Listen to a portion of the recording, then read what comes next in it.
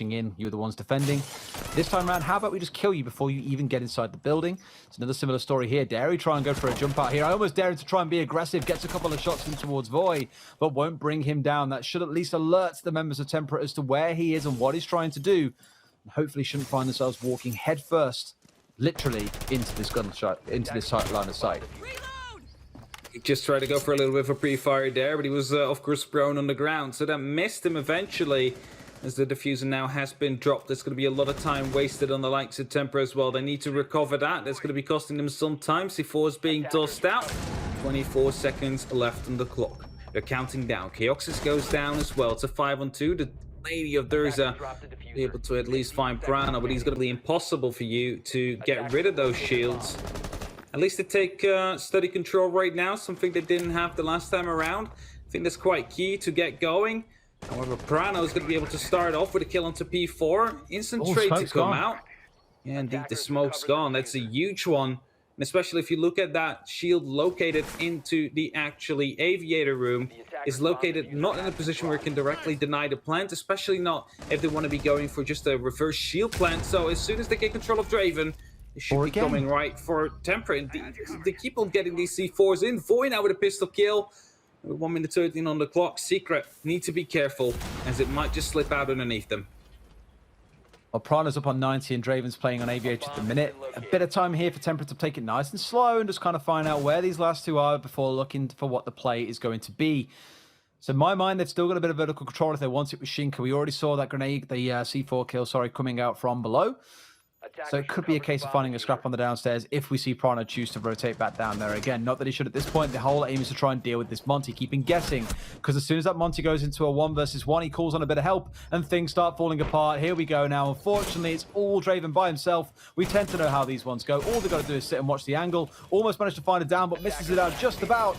Plant is down, and this is the impossible situation for the poor man in Draven. Has the C4 remaining, but probably wants to try and save that one for the Monty. Going to swing out and try and find a spray down. Just about misses the buck into the air jab. Gets sprayed down. Do have this hacked drone from Karzeka.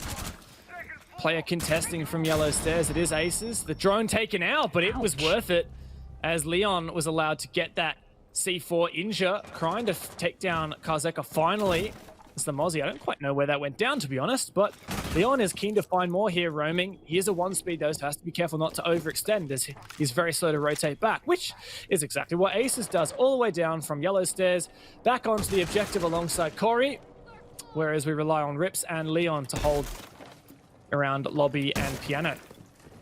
And you can see Chaos have started to move in here on the west side of the map, opening up the floor. That's why Rips is trying to see what angles he can hold, but actually Leon's going to be going down and Rips joining him as well. It's a pretty successful clear there of that first floor, and that gives Chaos the opportunity to begin to move on down. Not too far away now before they can move down into the garage. Corey does get his revenge there on Cryin, but there's still only 2 members of Rogue remaining, and 1 minute left here for Chaos to begin to move down. They've cleared out the rest of the building here, so all they have to do is begin to enter in here to the basement, and they do have this man advantage. They could just begin to overwhelm Rogue. That's the most important thing here for Chaos, that they don't let the time slip too much because they have that numbers advantage. Goal here should be Red Groove. Open up that garage wall, get it breached, and then just start to force your way in. That mirror window will make things a bit more difficult. But I think the idea here for Chaos, with 35 seconds left, as soon as this wall is breached, they should be going for the execute.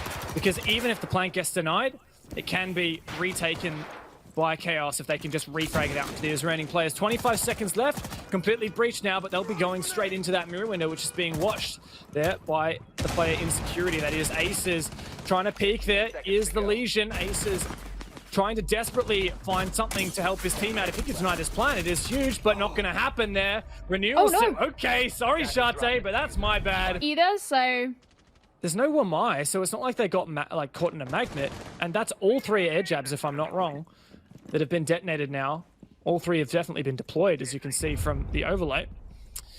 But nonetheless, I digress. Chaos did have Aroma previously. It was Renewals, and he is, in fact, still in the cubby in the top floor, completely caught off guard. And Leon finally is on the giving end of those opening kills rather than the receiving. Ooh, ouch. Well, there's going to be another one as Vito goes down there in piano. That's a great start there from Leon. Actually going to get a third. Beautiful work being done by here with the man with the G36C. He could just... Oh, there we go. All right. By an ADS, no, it doesn't, but there's a magnet there to help out. Leon droning out renewals, but there are 3 players from Chaos up here to contest. There you go. Leon does find that opening kill. We know we need him to show up here for Rogue if they stand a chance at drawing this out, and he does. Now, forceful repositioning there by Rogue onto Chaos. Vito here has to try and hold this angle if anyone is to come up from towards Visa. Just looking to get a shot there onto the balcony windows, doesn't find anything. And this is where we're starting to see Aces make a push on in. Rogue don't want to be too much of in a rush, but Vito's starting to creep on forward. Ooh, okay. Careful. What is that? The upside down rappel from Leon finds 1 kill. All right, then. I didn't even realize that was the rappel, but all right, nice. Very dangerous spot to rappel, but it looks like Rogue may well be able to even this up, but Vito's got something to say about it. Oh. So close to finding the headshot there onto Leon. He's already taken a bit of damage, but got to reload the AUG now. Just 45 seconds here for Rogue. They have to make sure they've got the top floor cleared so they can execute. We're also going to be looking a lot at Red Groove on site. Now that Vito's been taken out, Leon's stepping up huge this round. Red Groove has to hold this now. 2 gas babes remaining. The diffuser is not in hand yet. 30 seconds left for Rogue, and so many players lit up. Crying, the newest player on the roster, to help out, taking down Leon kids. The Ashes showed up so far for Red Groove. Not missing that smoke. Not quite landing, but there you go to go in. Rips is so low.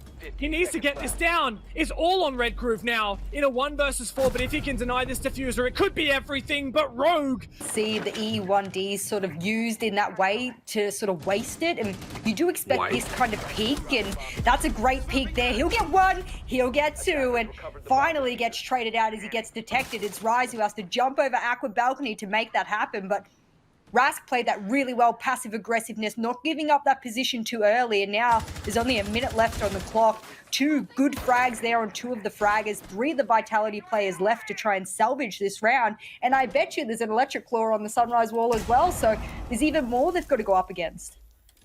Yeah, definitely looks like they're going to be going for a blue take then, at least, as all the members of Vitality are around here. And something that is also a repeating factor is the fact that actually the time management of Vitality is not too strong. They always seem to be coming in for the last 20 seconds for a final execute, and you know how easily that can be dislodged if only the diffuser would be taken down. As right now we're counting down from 25. It's going to be a 2 and 4 situation. Rise now will be recovering that diffuser. Fabian is ready for, Hungry is ready for support on that window, and it seems like they're just going to be running in right here, but he's all on his lonesome now. It's going to be the headshot from Rise to start things off. The default plan is secure, so that means he can go for it behind the bar right now, and as the Maestro is dead, that's the only form of denial they have, as Pasha right here can buck on a diagonal basis over towards it, so if there's no reinforcements there, but Pasha, he'll turn on Fabian, and the self-professed greatest player in the world, well, he's showing that there's others who might want to take that title as well, and it was all up to that drone, so that was really well placed there by Pasha. He's a fragger, he's a droner, he's a flank holder, he can do it all. Definitely can. W2G now able to pick up 1 and to Rise as well, and there's only 146 left. Bibu now being tagged up slightly as well, but we see that the Ash is ready from Pasha to move in. Goes for a bit of a shoulder peek right there. We'll be able to catch Bibu off guard as he goes prone. No more mobility left. As soon as you do that one, you're basically screwed if you don't land your shots. It's all up to Goga now. We start to slow down again. There's 1 minute 20 on the clock. It's going to be Virtus Pro that will slowly take the control they need and might be able to use to try and get rid of him. Fabian, however, is in that blue bar, will be rotating into office. As you see right here, 3 people on the southern side of Vitality. It's Pasha to get the first one right from the kitchen. Now we'll be cutting through into Sunrise potentially, but he's still seeming to be worried about someone potentially coming up on the likes of Kitchen, and that's indeed the case. Tries to move through service, but will soon be moved in, and it's not going to get spotted out. Pasha somehow wins that gunfight. This shouldn't have happened. Gets the triple kill as well. Bibu goes down. It's Pasha that will be able to potentially get it here. Swaps over to the pistol, but does not know where Goga went or where Fabian went. I believe it's Fabian indeed.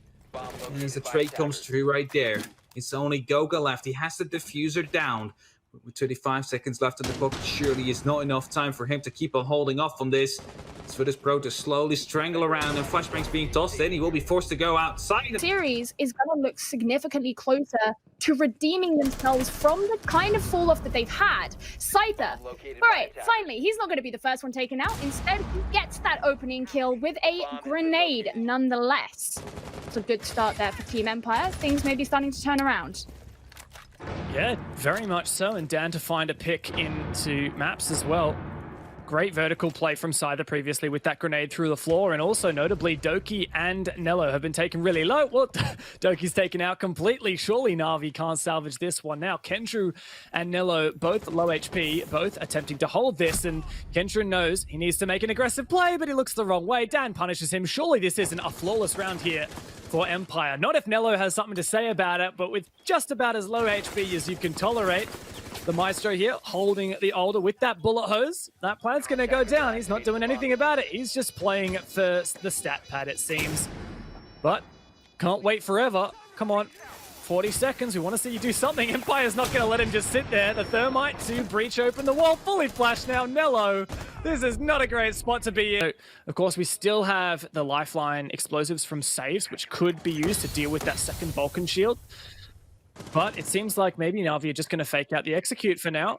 That's one smoke to deny those lines of sight. Shepard trying to get that angle, but of course always just responds with a gas of his own. And the second one just deployed there, as you would have heard from that sound cue, the gas bait. Saves primarily just going from that study side. The second and final smoke grenade from Kendrew goes out, and he's going to try and plant in the doorway. Couple pre-fires from Empire, but oh no, you've got to pick it up. There you go. Kendrew finally gets it. He's not in the gas, so he can start to plant here, but he is struggling, and now Always and the rest of Empire are going to get that sound cue. It's all on Nello to cover, but the C4 deals with him. The plant does go down, though, with a Monty alive in a post plant. Even though this is a 3v5, it's very much doable here to hold on to for Na'Vi. This is where you're actually seeing these angles be shared, but there goes Scyther getting 1 and 2. He's starting to clean up Na'Vi. Wow. The disable is going down. It looks like Always going to be able to get it. It's interesting seeing this presence from Shepard and Joystick upstairs. Obviously, they're up here on the roam, and they want to be looking out for these players from Na'Vi, but it means that Shepard particularly, well, okay, Joystick, he's going to get traded out there by Nello, but it was a nice kill to see. Actually, Saves joining on. So both of those two roamers have gone down. And I was going to say that having Shepard upstairs, while yes, you can provide that roaming capability, you also kind of relinquish the ability to use the C4 onto the ceiling. It's something that we've seen him do very well, particularly going back to the game they played against Rogue, but it won't be there any longer. And Dan's C4 has been used. So if Always isn't, okay, he still has his. I don't know if Scyther still has his. Okay, there we go. So there's still 2 here on the side of Empire. So not all hope is lost from that perspective, but it's definitely a disappointment to have lost those 2 roamers, and now you've also lost your pulse. There's a lot of your intel gone.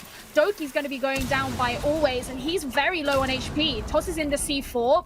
Scyther, he gets one for himself. So now it's a 2 versus 2. Make that a 2 versus 1, as once again it's just Saves remaining. And there's that LMG. So many bullets in the magazine, and many of them will be going into Always. That leaves just Scyther remaining. In goes the lifeline. Sending in the stuns, blowing up what he can. And actually you see Panix is doing a lot of the droning in for Doki and Nello down here on the first floor instead. There goes that Ash breach charge, and Saves is going to be opening things up with a kill onto Joystick. That was that key roamer that we've been looking out for quite a bit, and he was able to get a lot of value the last time they're on this site. So with him gone, that gives Doki and Nello significantly more space as they do their work down here on the bottom floor.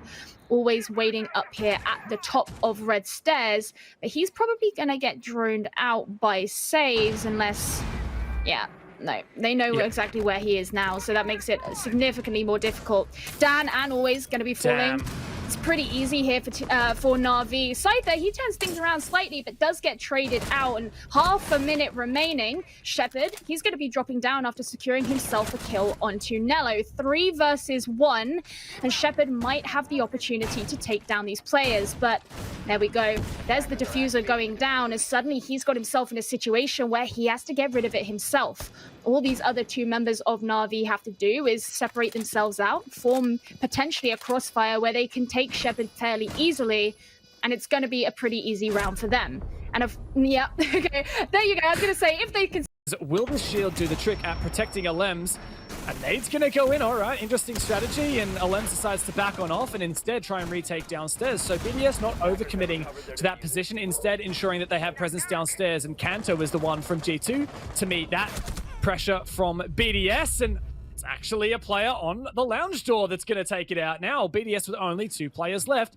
4 versus 2 for G2. They've got a lot of the steps they need, but Brigade on site to take down that player from Con. Really good positions here now from BDS. It looks quite good.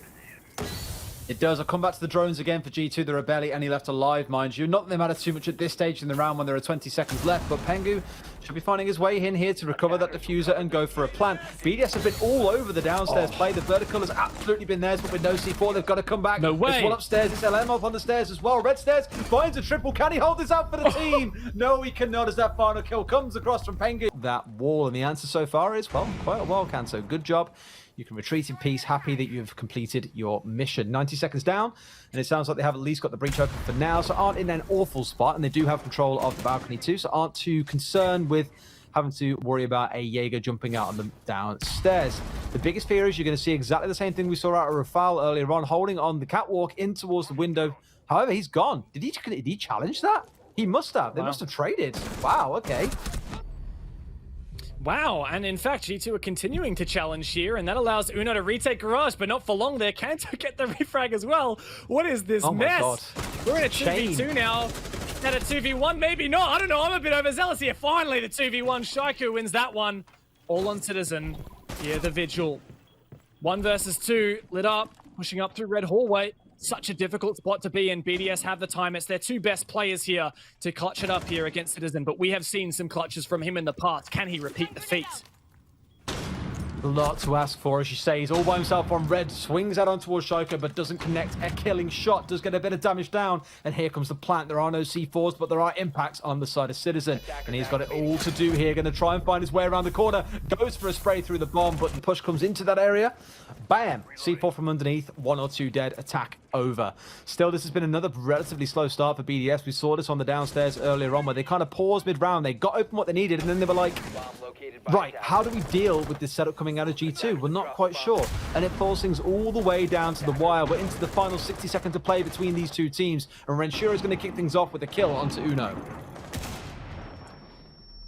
Virtue under the pump here as well, trying to play this mirror window in Logi as long as he can to prevent this construction push. BDS, they didn't have to deal with this last time, and once again, we'll have to see BDS adapt. Pengu to hold, and that's the diffuser down in Gym. 35 seconds remaining. Brigade is down. Can G2 hold on for another 30 seconds to tie this up?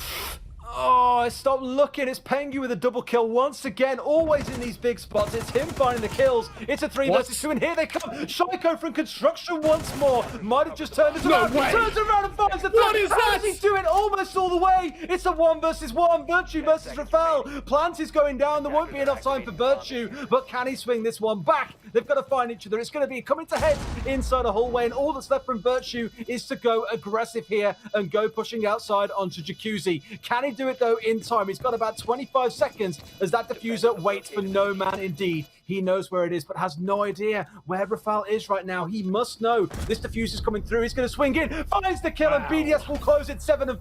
G2 was so close, but BDS